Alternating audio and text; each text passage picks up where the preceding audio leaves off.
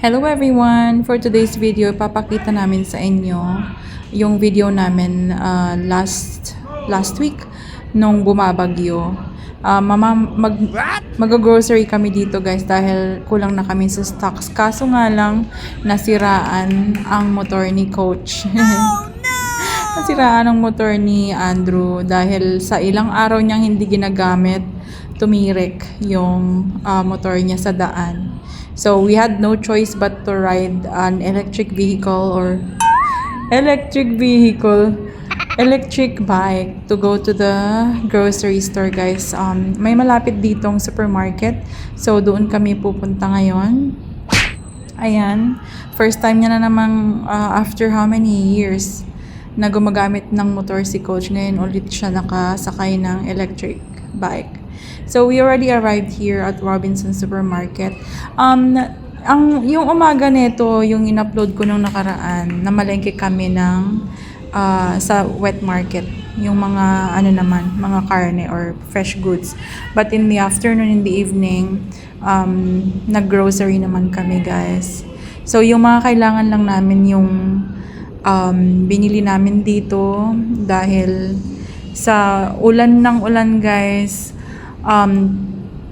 palabas na lang ng labas yung pera, wala nang pumapasok.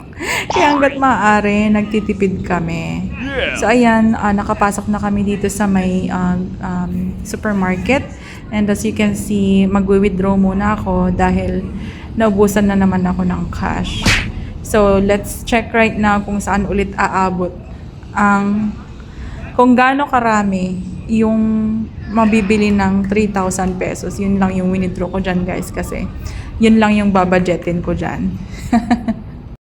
Sa mga nanay dyan, sinong nakaka-relate yung 1,000, kung ilan na lang yung nabibili ng 1,000? Baka bumili ka lang ng tinapay, palaman, wala nang natira. Pataas na lang ng pataas yung mga bilihin. And hindi naman pumataas yung sahod. Guys, hindi nawawala yung pusit sa akin. I love this. I always remember my mom with this scene. Lagi niya akong iniinggit dyan minsan pag nakikita ko nagpo-post siya. And so with the boneless dilis. Ang mamahal ng mga yan sa supermarket. At syempre, hindi rin nawawala dyan ang favorite ni Coach. And this one also, laging binibili ito ng mama ko. Mama namin ng mga maliliit kami. So, parang, lagi akong bumibili din nito para sa snacks.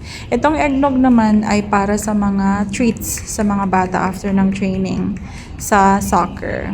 So, ayan guys, namimili din ako dyan ng chichirya, pero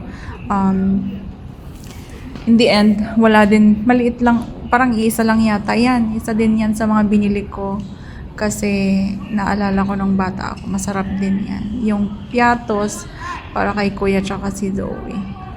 Napkin. At ito guys, itong Q-Tex, namili din ako dito kasi hobby ko ito. I know how to do mani and pedi.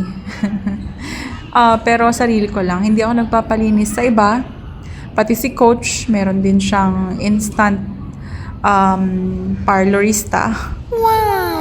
Dahil marunong ako maglinis ng kuko. And I don't trust anyone to handle my kuko.